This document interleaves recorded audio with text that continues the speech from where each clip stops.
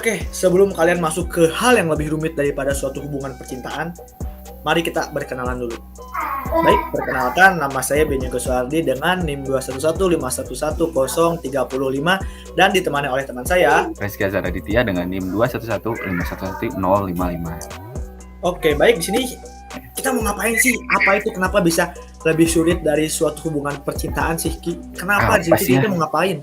Ya, jadi di sini kita bakal ngejelasin gimana sih kita bikin suatu aplikasi gitu. Aplikasi apa sih, Ben? Aplikasi apa ya? Nggak tahu, Ki. Coba jelasin apa gitu aplikasinya. Oke, ya. Jadi di sini tuh kita bakal membuat suatu aplikasi ya. Jadi suatu program gitu untuk menghitung dan juga menulis transaksi ya dari rental PS Cihuy. Gitu. Waduh, Cihuy ini. Cihuy. Sebelum kalian masuk ke bagian hal yang lebih rumit, nah di sini ada struktur kerangka dari program tersebut ya. Ada 4 bagian besar dari kerangka program tersebut. Yang pertama itu ada pengguna, yang kedua ada member, yang ketiga ada transaksi, dan yang keempat ada keluar. Nah, bisa kalian lihat pada bagian yang telah kami sediakan di sini. Oke. Nah, di sini tuh juga kalian bisa melihat gitu bagaimana pembagian dari keempat ini. Ada anak-anaknya kan, beranak gitu, jadi 4 bagian ini tuh.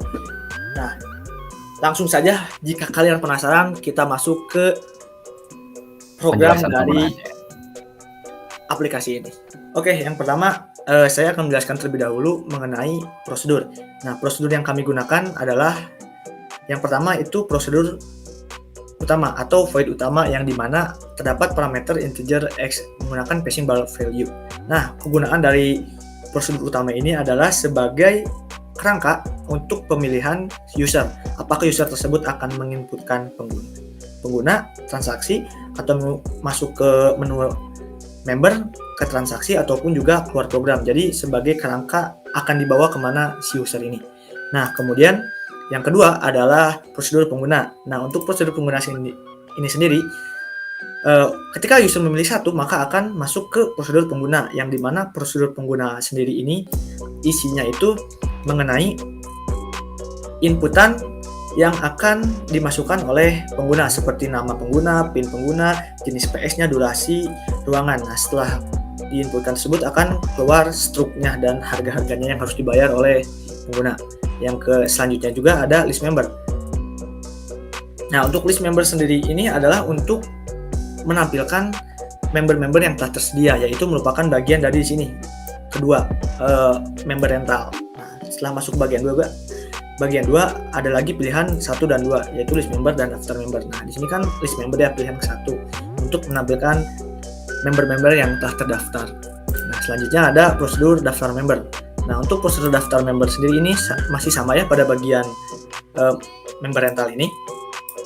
Nah, tujuan dari daftar member ini adalah prosedurnya sebagai penginputan untuk member-member yang akan dimasukkan ketika nanti transaksi tadi ya, nomor 1.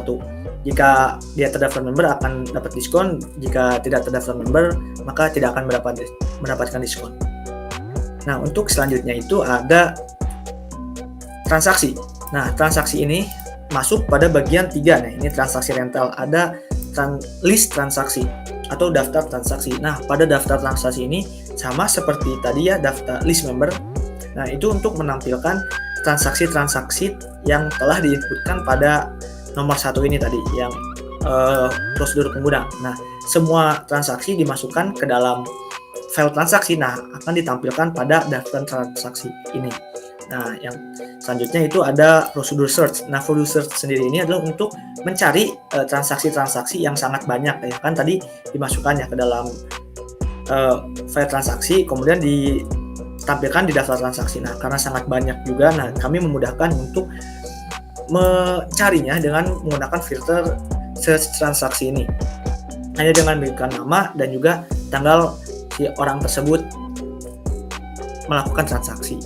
Nah, kemudian selanjutnya ada void waktu atau prosedur waktu dengan parameter jam, jam, min, detik.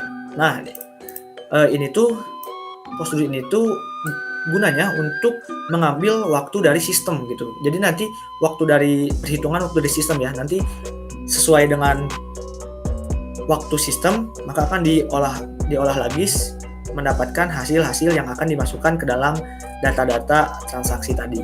Nah, sama dengan selanjutnya juga ada prosedur tanggal, sama dengan sistem tadi ya, sama dengan waktu, yaitu tapi bedanya di sini terhadap tahun, bulan, dan juga hari yang mengambil dari sistem. Nah, yang kemudian selanjutnya ada fungsi yang akan dijelaskan oleh teman saya. Ya, baik. Selanjutnya saya akan menjelaskan mengenai fungsi yang kami buat. Nah, di sini kami membuat fungsi bernama total. Nah, di sini dengan tipe data integer dan memiliki parameter yaitu integer A yang merupakan komposit dari subvariabel ruangan dan juga integer C yang merupakan tampung untuk ruangan. Nah, kemudian keduanya ini menghasilkan hasil pemilihan ruangan yang berupa integer B. Gitu. Nah, kegunaan dari fungsi ini sendiri itu untuk menghitung harga dalam pemilihan ruangan. Jadi kalau memilih ruangan VIP maka akan dikenakan biaya tambahan. Sedangkan untuk ruangan yang reguler itu harganya akan tetap. Mungkin cukup sekian untuk penjelasan fungsi. Nah, baik, selanjutnya ada penjelasan mengenai record atau tipe data struktur ya, komposit. Nah, di sini kita juga menggunakan beberapa tipe data komposit. Yang pertama itu namanya rental. Bisa dilihat sendiri di sini ya mengenai subvariabel yang adanya, yaitu karakter nama, integer pin, jenis, durasi ruangan, dan juga ada float atau bilangan desimal mengenai totbis. Nah, kegunaan dari tipe data bentukan ini yaitu untuk ketika penginputan tadi yang di pengguna. Nah, akan dimasukkan ke dalam sini nanti yang ketika input user itu menginputkan nama akan dimasukkan ke sini, pin juga dimasukkan ke sini, jenis ruangan, dan juga untuk total diskon sendiri ini adalah hasil dari perhitungannya akan dimasukkan ke sini. Kemudian selanjutnya ada record dari namanya member. Nah, member ini adalah untuk memasukkan tadi yang ada di prosedur pada daftar member, nah memasukkan nama yang diinputkan oleh user dan juga PIN yang diinputkan oleh user.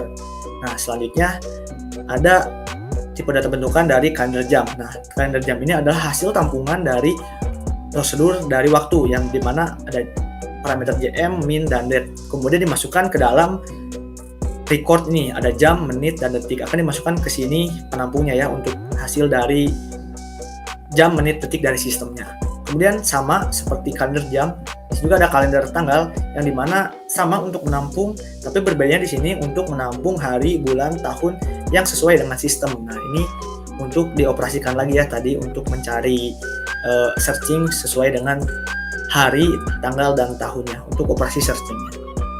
Yang terakhir kemudian ada file yang akan dijelaskan oleh teman saya. Oh ya, oke, baik. Selanjutnya saya akan menjelaskan mengenai operasi file. Nah, jadi kami menggunakan operasi fopen untuk semua prosedur. Nah, fopen ini digunakan untuk membuka file gitu. Nah, dari fopen ini juga terdapat parameter. Itu ada dua. Yang pertama ada parameter RT dan juga AT+. Nah, untuk parameter RT sendiri tujuannya itu untuk membaca kemudian menampilkan data yang berada di dalam file yang dituju gitu. Nah, misalkan di sini ada contohnya list member. Nah, dari list member ini terdapat fopen data member.dat dengan parameter RT. Yang dimana tujuannya itu untuk membaca kemudian menampilkan data member yang ada dalam file data member.dat.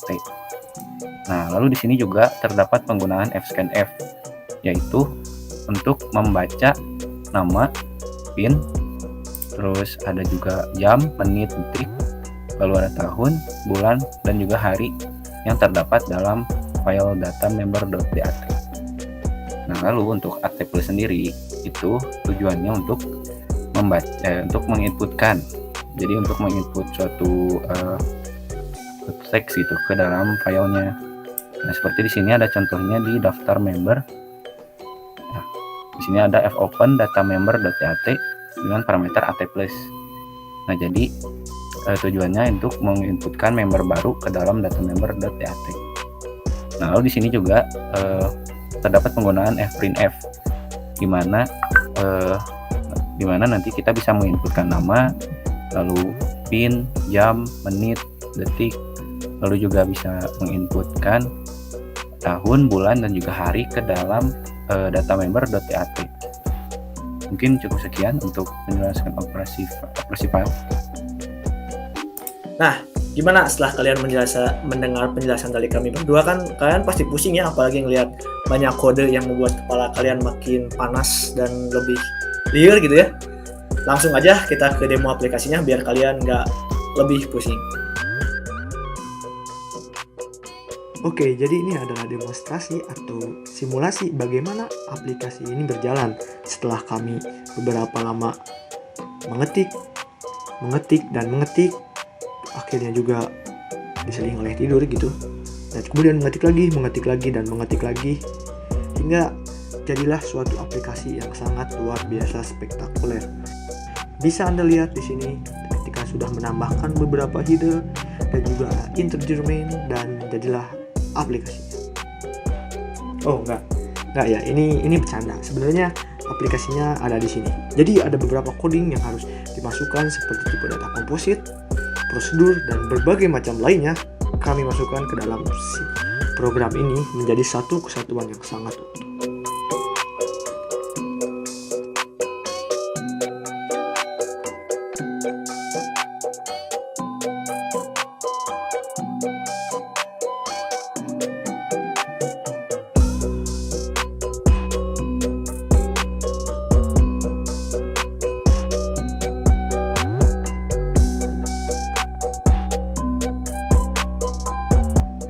Oke, yang pertama kita lakukan adalah membuat member rental. Kenapa harus membuat member rental?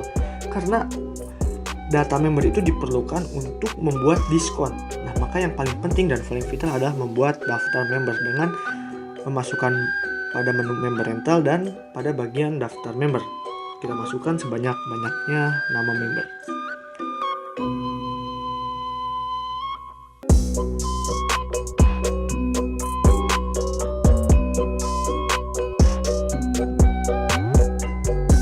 Oke, setelah kita dimasukkan, bagaimana kita melihat siapa saja yang menjadi member tersebut? Di sini ada tanggal buat dan waktu buatnya beserta PIN dan username atau namanya.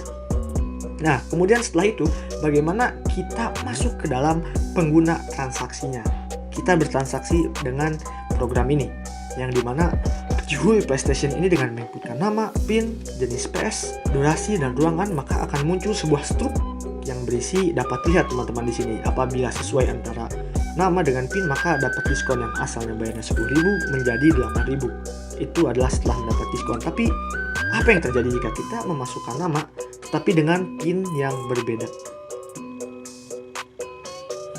Nah, dapat dilihat di sini bahwa hasilnya itu dengan total bayar dan total diskon itu sama. Kenapa di sini? Karena PIN dari band tadi itu adalah, jika diingat-ingat, band itu pinnya adalah 123, tetapi di sini masukkan dengan 351.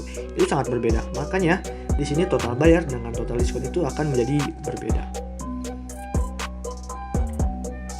Nah, kita coba lagi dengan memasukkan banyak data untuk kita lihat bagaimana sih hasil dari percobaan ini. Oke, langsung saja kita masukkan banyak data.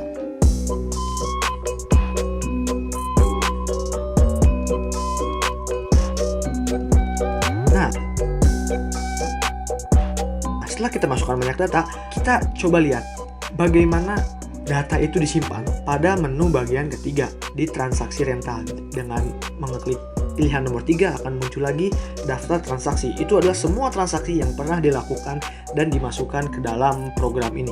Bisa dilihat di sini, sangat banyak, memusingkan, dan sangat kalau dilihat satu-satu itu emang sangat memusingkan gitu ya. Begitu banyak kan. Nah, maka dari itu di sini kami juga menyediakan fitur untuk searching, dimudahkan dengan memasukkan username dan tanggal, bulan, dan juga tahun dari transaksi tersebut. Nah, seperti ini. Ini salah ya. Sekarang kan bulan 1. Oh, sekarang bulan 1 ya, bukan bulan 2. Nah, seperti ini dengan memasukkan nama Q tadi kan, dan memasukkan tanggal hari ini karena tadi saya menyebutkannya hari ini. Nah, keluarlah hasil dari transaksi tersebut, yang dimana terdapat struk yang telah keluar dari transaksi tersebut setelah menginputkan datanya. Nah, inilah program yang kami kerjakan untuk menghitung dan juga menyimpan beberapa file mulai dari daftar member dan juga file transaksi.